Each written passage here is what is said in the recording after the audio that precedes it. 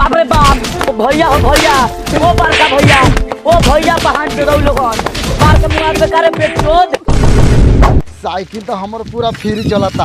हाँ अच्छा भैया, हाँ जब हमनी कहीं जाइले हाँ तो गेला के बाद सबसे ज्यादा मजा कहवा आवेला? ममहर ओतही त खा पी के भेल बानी सलामहर। अरे कहाँ जाते रहे दोनों भाई ढाका लेके? जा तनी नानी कन लूट के लिए हम सारा धन आ साल भर ले खोराकी चली दाना धन। इस सरवा के नानी 12 सामान देवल तबे तो जाला। एगो हमर नानी बा सामान देवे में कोनिया खाने ला जाला त के जाओ? बोल सरवा, तू चोर बारे की डाकू बारे की लुटेरा बारे? बताओ साला चुगार, तू कौन गिरोह से बारे? पूछले कथी बारे? ई सरवा से मुंह से लुटेरा लागता। ओ भैया सरौ लुटेरा रहती तो निया बचता, बिना पूछले गाड़ में गोली मारती। सरवा घर में चोरी कइले बारे त माफी मांगे के त ना बाबी बतवाता। त बोल सरवा कथी बारे? भैया हम छोटा मोटा हाथ साफ करे वाला चोर चुहार हई। सरवा बाटे छोटा मोटा चोर, बात करो तो बड़का बड़का मार सरवा के। ए लेखा त कोने आस के पिटाला लागता छोरा छोड़ी के मैटर। चल त सरवा पैसा चुरा के कहां लुकले ह? चुप काहे बारे बताओ। अरे बाप रे बाप, बाप रे बाप, बाप रे बाप, बाप रे बाप, अरे भाई बोल सरवा कहां रखले बारे? कहां से बता? रोटी चला के हिला के। धोनी का लेके सके बांध के का मारत रही रे? चोर बा सरवा से चोरी कइले बा। कारे ननक बनमुआ केकर बेटा बारे रे? बाप नहीं खे, मर गेलौ का? मरल नहीं खे, बड़की माई के लेके भाग गेल। हां मतारी माई बा लेकिन वो बड़का बाबू के लेके भाग गेल।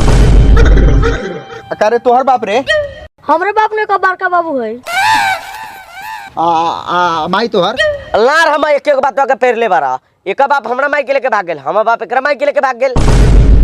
बताव एकनी के बाप मतारी एकनी के साथ इतना बड़का गलती कैले बा, ओहू से बड़का गलती है चोरी। कितना रुपए चोरले रे? 10 रुपया। भैया एकरा के 10 के 20 रुपया दो।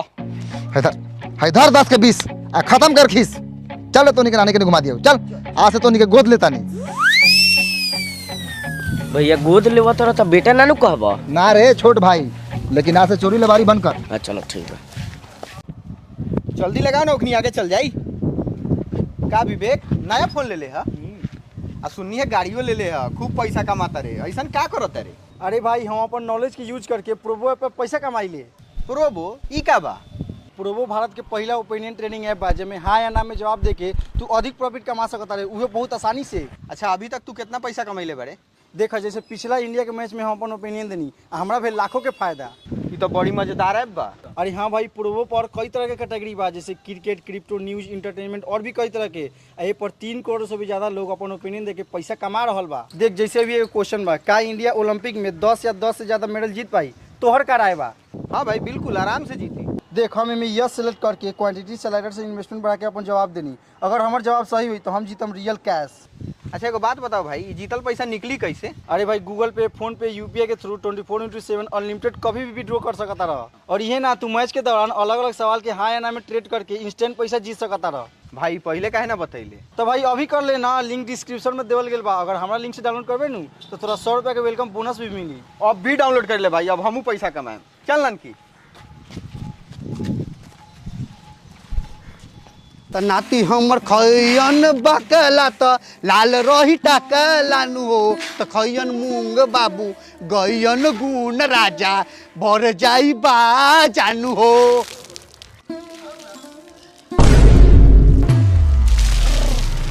रे कोरियानी पुत्रा हमरा नातिया के सार, हमरा बकला में पानी पड़ो तोरा के काउर चिबा जाए। ए त कहला बीच द्वार पर तिरपाल छितरा के बकला मूंग पसरले बारू, आंगना छत नहीं खे। आहो कर लुटऊ तोरा बाप के गार पे पसर ले बानी मूंगा बकला। बाप के गाँव रही बा बकला मुँह पसारेला। आई डाइनो छिनरो का करतरी तिरपाल बिछा के। नाती आवत है इनकर, यही से अगर आके छितराइल बारी। नाती के आगे बेटा के कौन वैल्यू बा?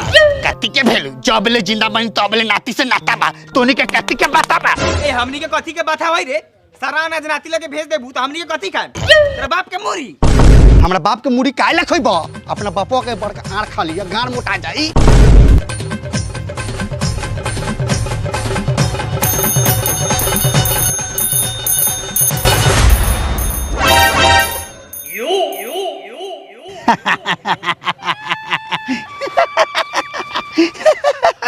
प्रणाम नानी। प्रणाम नानी। खुश रहो हमर पुत लोग। अरे नानी तू तो बूढ़ा गेले केस उस पागल का है खाली केसे नु पाकल बा दाढ़ी मोछ तो अभी करिए बा चेहरा के चमक ना देख नानी तू डाइन बरही का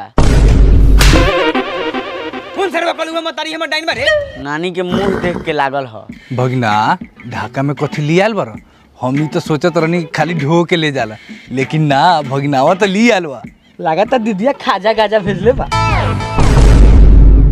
हो सर हमरा बाप के खाली ढाका नु लियाल बनी सो अनाज ले जाएला हमारा घरे बा कथी के ले आए ए नानी इधर हेमे भर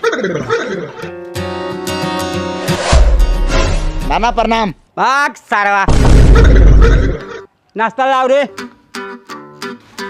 धर नानी आ एके को पुरान साड़ी कहिया से पहनले बड़े दोसर कोनो नया साड़ी ना होगा बाप रे बाप नाती हमरा अपना नानी ला कितना सोचेला बारू दूसरा नया। हाँ तो निकाल दिए घरे ले जाए माई पेन ही ए नानू ही माई के देबो कोनो नया लुगा। अच्छा अच्छा अच्छा तोनी के बाप बहन चोदविया कमा के रखले बारन कि साया साड़ी ब्लाउज चूड़ी लटी सब ले जाइबो। ए मामा ए तू इतना तेज काहे बनत रे सरवा पापा के कोनो तोरा कमेंट में से मांगता नहीं करे साला पापा के ए काथी पापा के कहले बड़े एकनी का जे लेखा चाल बा पूरा दुनिया जहान के सरवा बा।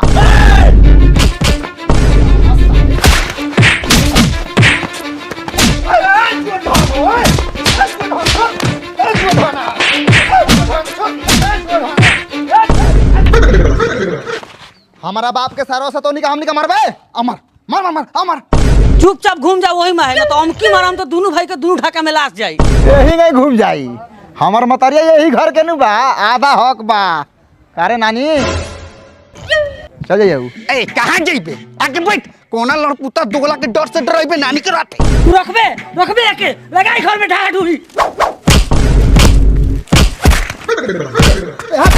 लाड़ मजाक कर ले बा धा ढुई लगई बकरी को तरह के जाके कोइले बना दे।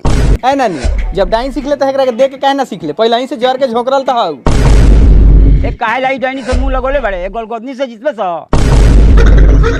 अच्छा माई तू ही बता हई तोर नाती सरवा के गलती बाकी ना मामा पर हाथ उठावता तो तू डटबे कि ना। अच्छा डांट देतनी अब मम्मा से काहे लागल है जो डांट देनी जो से जो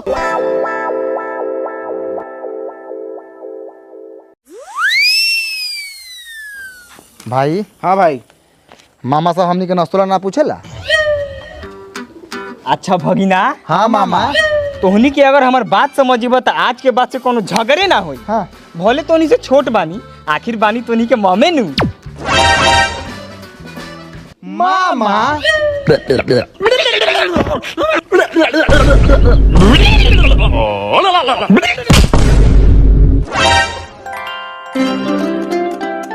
तूने कहाँ कर रहे रे साइकिल लगावे के रहनी हो कहाँ बा घर है घर है अब तो साइकिल घरे लगा के टेम्पू पकड़ के आवत नहीं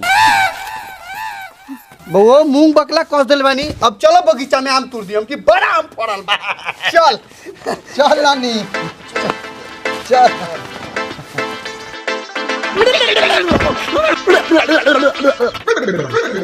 ई बुढ़िया तो सारा सामान के ढोआ ढोही लगा दिलवा भैया। कथी बोलले बार अब चुप रह डाइन आदमी से मुंह लगाइबे तो खाची बाके बढ़ जाई। कारे पार्टनर सरवा गछवा महंगा किना गेल बा कारे लइका के बाजा लेखन आम बा एकर हमरा के जूजी कहता रह हो सार के नु कह लॉगी के लार बना के झांझटपुर के आम के खोद ले बारन कारे साला अनहरिया में गलती से पैदा भेल लइका कम से कम आमवा के साइज देख के ना तू बैक कबूर चलो नीचे बैठ के गाड़ घसका के आम चुनाता रहा तो तेज बनाता रहा ऊपर आके तांगे लगी ना चलावा तब ना बुझाई बहन चोदऊ वाहन चोदहू कहिए से हमारे से टेंटा खोजले बड़ा। ओ भैया आम तो लाए काहे मर ले सरवा।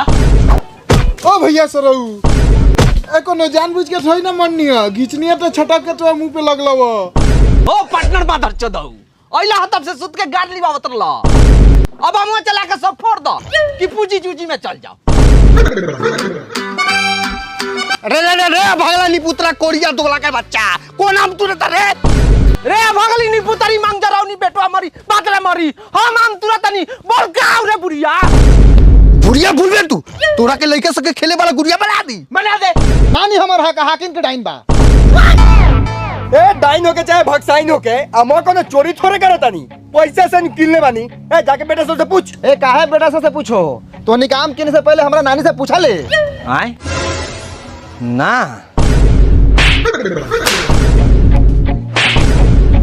निकल साला भाग। नाती हमर सारा आम ढाका में कस ए लेके सब गाछ पे चढ़ के आम तोड़ गाछ पे चढ़।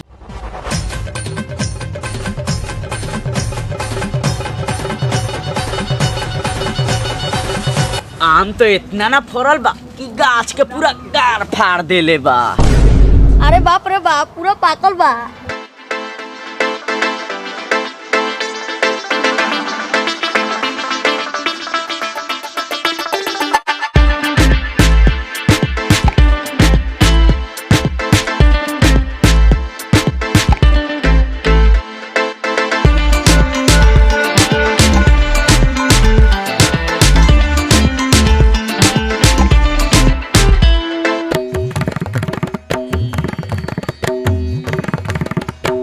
का हो बेचू मिया खरा काहे बरा लोगन आम काहे ना तुराता हे भांचत भाई पैसा लाओ हम जाई कितना हरामी हो तोर माई अब मिल के मरला कहई तू सरवा बाई।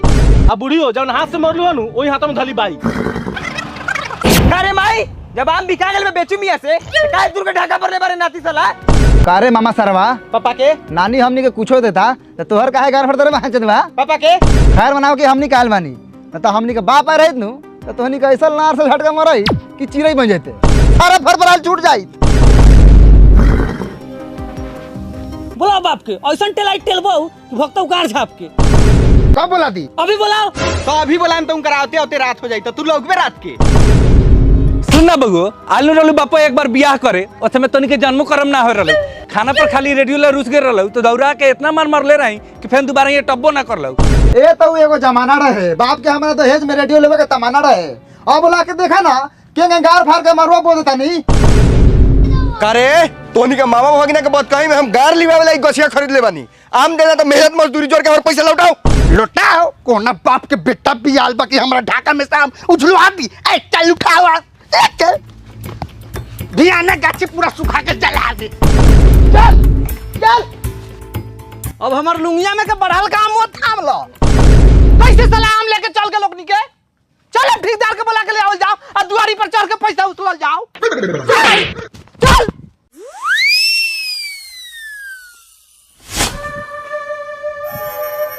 ए बुआ ससिया कहां रोक लो नानी ससिया गेल हागे हां के पेट खराब हो गेलै का छोरा के। हाँ तो 5 गो 6 गो आम सटा सट घिसता हो तो पेट खराब ना होता। हे रोग कहाँ रली है लड़का सब दूर पर बैठल रहलक उघारे लगा तो बुढ़िया देख ले लखा का दो ई बुढ़िया हरामी का हमर दूर में जाले कितना गांव जोर के लेके तो खाची बागेल अगर हमरा लेके कुछ होई नु तो गु घोर के पियाम।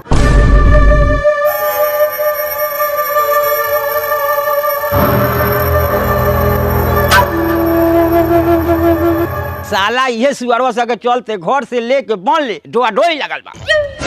अब भोसरो तू तोहरा के तवन लाठिए मारल कि सारा डाइन बाजिए निकाल दे। नानी बहुत बोलत हूँ नाना कह न तो पटक पटक कितना न मार मारम कि बेचे लगी चाना। सुन ना तोरा नानी के धवन तू चिन्हा नु पड़ले बनी खाली चिन्हवा आके पार कर तब ओकरा बाद में आके हमरा से मार कर लाट पपा दे तोरा ऐसा नाती मार के माथे फाड़ दे। नानी ये बुरुआ बुरावती में कुछ करबो तो ना करल लऊ खाली खा लऊ सुता लऊ हगा लऊ और ऊपर से लोल चलावत हूँ मार कोनो बढ़िया के में से 2-4 गो मंत्र की गार चल के मर जास। अरे बाप रे बाप पकड़ रे पकड़ ओ बाप देखला नाना मत बना दीवाना न तो हम की मार देबो कोख में तो खाए लगबा माल भैंसी के दाना।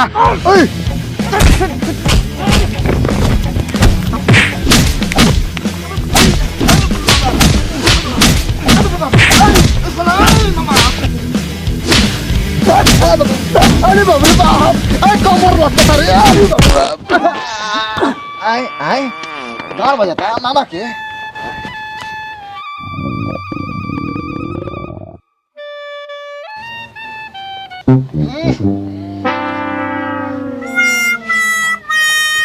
भौजिना पे हाथ उठेला मामा से रहूं पापा के बुढ़ारी में हाथ कापी जनरेटर लेखा। मामा गेलन घामा में हक देलन पैजामा में, मामी गेलिन पीछे मामा गेलन घीचे, भाग सरवा पापा के।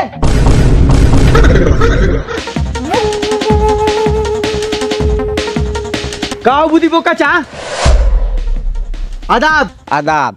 कहीं ना दालमा दिलदार बाबू बड़ा रोज जोश में बनी। खैर मनावा बुद्धि बोका चा की फुलवारी में से जबरदस्ती हम उठ के आ गेल तो यो हमनी होश में बनी, लेकिन अभी होश बिगड़ी काहे की आ गेल बनी सब पांचों पार्टनर जिगरी। तो तोनी के मार करे आइल बैसा ना तो सुन ले आमुहा सा तोनी से हमर नतिया सके 12 बतुआ बिगड़ी। सुना बुढ़िया हम मार करे आइल बनी, जब तोर बेटा बता हमनी से गाची बेच देलौ तू कहना जना विचार सब नाती के साथे आ उठा के ले ले जबरदस्ती। ए सर चुप चुप चुप। बेटा बता तो पूछ ले नानी से हमरा पूछ ले। नानी हमारे घर के मालिक मलकिनी बा। नानी के सामने मामा नाना के 12 को भाईलू बा, हम लाड़ो के। ए सारवा तोरा मामा नाना के लार के भाईलू के चाहे बार के मालिक बन के गाछ काहे बेचला। ओ गौमन मियाँ चुप रह, अब का मुंह में मुतबा। हमनी के मतारिये के व्यवहार ठीक नहीं के तो बाहर के लोग से लाज जूता खैबे करब। खाली हाय नती तो हमनी के कथी बनियो। हमरा मरल का बाप के पकड़ का चाट। देखा तुम्हारा बाबू बोले के लूर बा एकरा बेटा से यही लगे बतियाई। हम कल्लार बोली, हम तो सुहागे रात के दिन दूध पी के अपने आप के मदर चोद समझ गनी। काहे वो सही हमरे के देखे जाते है डांस सीखे। ठीक है रहती है नानी देख के सीख ले रहते तो कम से कम ऐसा 3 गो दोगला मामा नानू पैदा लेती है। हमनी के माई जन्म ले ले बस है। माई रे माई। ए भाई तोनी के सही से पैदा ले लगी गलती से ओसे हमनी के लार के मतलब बा। हमनी के यहाँ सोहर गावे गारली बावे नहीं खियाल। चुपचाप भला आदमी खानी आन दो न तो हम के दाम दो। ओ भैया ओ ई बातवा के तू यही जगह थाम दो। अब एगो बात के 75 बार पेरब तो एक आदमी तरीका मोट ठगलक ह, हम पक्का कहता नहीं तू छेरब। ओ बेचमिया इस सरवा के बात कदी सुन ले बारा उठावा हम सारा बानी हम खारा एकरी बहिन करा के गरम होइल बा पारा। भालू फिर ले झारा कितना बार का मर्द बारे पैंटे में बहवा के दिखा दिले हैं भैयो। लगा था मामा जी के मर्दानगी फिर वापस आ गेल बा तो का नारा लगा दे। मौग मामा जी जिंदाबाद जिंदाबाद जिंदाबाद। मौग मामा जी जिंदाबाद जिंदाबाद जिंदाबाद। मौग मामा जी जिंदाबाद जिंदाबाद जिंदाबाद। सुनत तुम्हारे माई और माथा पर चढ़ाओ मामा के मौगा सरवा कहता बियान माधव चोदवा कही तो तोरे नु गाड़ी पड़तौ। ओ भैया ओ सुना ना जे लेखन तोर मुंह हवा नु वही हिसाब से तोरा तो कुछ बोला ही के ना चाहिए। तोर मुंह रे सरवा बोले वाला तो हम कहाँ कुछ बोला तनी हम जहाँ तनी हम मुंह गु खानी बा तो चुपचाप ठारा बानी। एगो बात क्यों भाई लोग तोनी के निमन लगो चाहे खराब लगो हमारा तोनी में से कोनो बांध चुका के मुंह ठीक लगते नहीं के। आहो शाहरुख खान के सार 40 किलो के पेट ले जाके सर आम ना तुरा नानी सामान से लेके जाए सके और कुछ दे भाई। हाँ हाँ हाँ उठाओ लोगन सामान हम अभी जमीन के कागज लेके आओ तनी।